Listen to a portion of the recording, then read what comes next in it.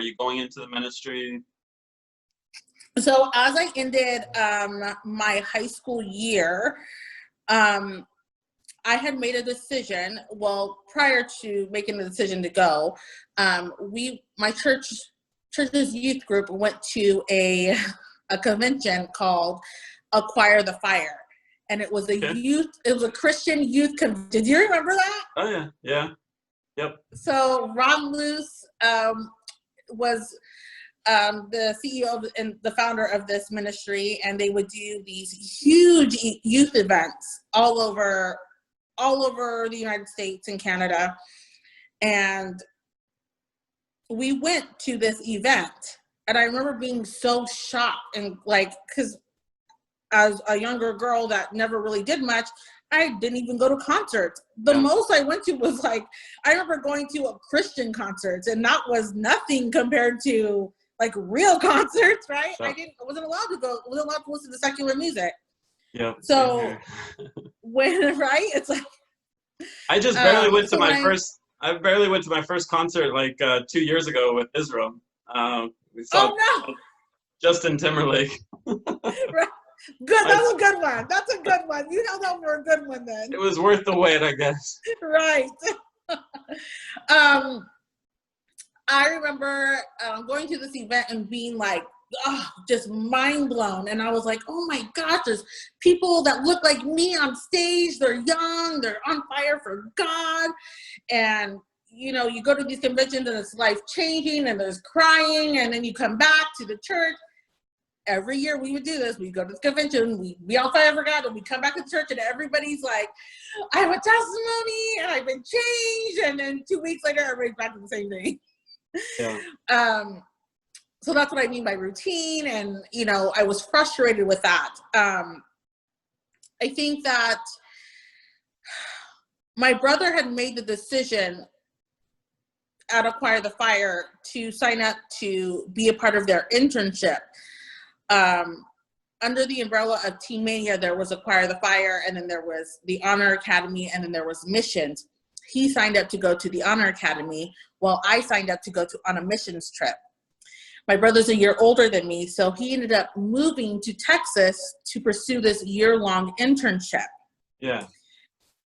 I decided to follow in his footsteps, and I graduated on a Friday and literally left on a Sunday. I packed up my bags. I was like, I'm leaving this town. High school was not really fun for me, even though I was really good at pretending that it was fun. I didn't really have, it was very surfacey. I didn't have any friends that I hung out with. So it was a little difficult for me. And so I was ready to leave. So I left, packed up my bags, and I moved to Texas, and I ended up staying there for 3 years. Wow. And I went to this internship, and looking back, I realized that I went from one strict household into another strict arena where it was very, and I'm not trying to say this in a negative light, but it was very strict, as in there was nowhere, you weren't allowed to have relationships there. That year was committed to getting to know God and to fall in love with God. They also taught you how to be disciplined with yourself and your body. So a lot of the training that they did was taken from the same training material that they would use for the Navy SEALs. Oh, wow. So we would wake up every morning and we would run and we would exercise and we would stretch our minds and our bodies to do what we told it to do. And there was different challenges within that year. You had to become a team with your core group. You had to learn how to read the Bible, and you had to learn how to work the ministry. You had to develop how to have professional relationships and how to, pray. And there was just a lot of things that I was taught in that year. Looking back, I think, were some of them good or some of them bad? Yes. I think that for the most part, a lot of it was good teachings for me. And then on the other hand, I think some of it was a little extreme. Now that I've gotten older and I look back and I say, I don't know if I agree with that now. Was this was this like a college campus? Where were you guys staying, in people's houses or barracks or? No, so so the first year you go to this campus, and we live on the campus. And I'm not sure if you are familiar with Keith Green, the singer, Christian singer. He had a campus out in Garden Valley, Texas that Luce had purchased from him. And on that campus, we built dorms, we built offices, and it was just it was literally teen mania. It was everything. So we stayed there and we worked the ministry, and it was everything. You had different aspects of the ministry. So you had Honor Academy, you had missions trips, you had summer camps, you had Acquire the Fire, and everybody had different job placements within the ministry. There was a cafeteria on the campus, there was water slides and a pool on the campus. There was all kinds of great things. So it was like amazing. But within that year, you really had to develop your relationship with God, and they taught you how to discipline yourself, and they taught you about worldviews. They taught you about honor and integrity and faith. And it was actually a really good program. It really was. It was amazing. After that year, I even remember going into that year and them telling you, like, some of you guys are going to coast through this year under the radar and nobody will ever know.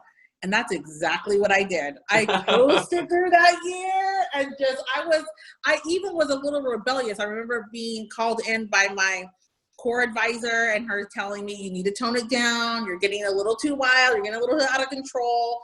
I was always pranking people. I remember sticking like little Vienna sausages underneath the car doors of people's handles. I remember like putting Vaseline on all the doorknobs and that to me is just funny, but to them it was so radical and out of control. I was constantly getting in trouble for it. And even though I was there with my brother, we were both going down two different paths. Like, I would see my brother on campus, but he was going down a different path and I was going down a different path. My brother ended up staying there for 2 years and became a graphic artist for the ministry, and then decided to move on. I ended up staying there for 3 years, and I became the MC or the host for Acquire the Fire, the youth convention. So within my last 2 years there, I traveled with this youth conference all over America and Canada, and I spoke to thousands and thousands of youth. And I remember thinking, it's not going to get any better than this. It's just not. Like, I had a small glimpse of fame, and I had people yelling out my name. I think I even had people, I remember one time I was on stage and somebody asked, like, will you marry me? And I was like, oh gosh, this is so weird.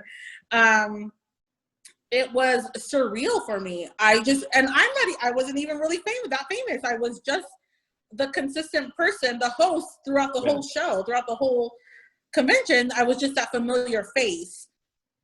So I got to tour all of America and Canada, all while, having fun and meeting all kinds of Christian artists and Christian preachers and people that I never thought I would get a chance to meet.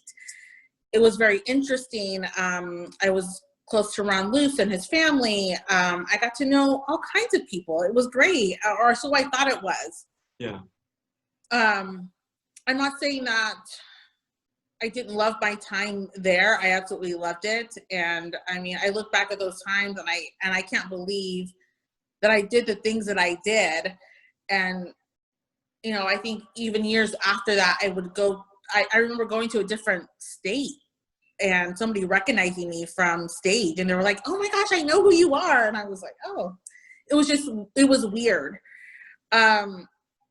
At the same time, once those 2 years were done of me touring with, you know, the spotlight on me and the crowds disappearing and me having to go home, like, nobody prepares you for that. Nobody prepares you for, you know, one day you're in the spotlight and the next you're on the next flight home where nobody knows you. And that is a very, very dangerous spot to be in. Especially for a middle child. Yes. You were like in middle child heaven. Yes. Then you're on your own again. Then I'm back to little old Bakersfield and nobody knows who I am. Nobody's seen the things that I've seen, this greatness that I've had, you know, going for me. And it's just a hard place to be in. And I don't think I had ever shared with anybody. You know, it was just something that I had to deal with within myself. I had to come back home and get a regular job. And I remember working at Hollywood Video. Remember Hollywood Video? Yeah. I remember working at Hollywood Video and being like, I can't believe I used to be on stage talking to 20,000 people. And now I'm here asking for your Hollywood Video card. You know, like, what happened? And it happened in such a quick moment, but nobody prepared me for that. And I think that's where things started to get a little dicey for me.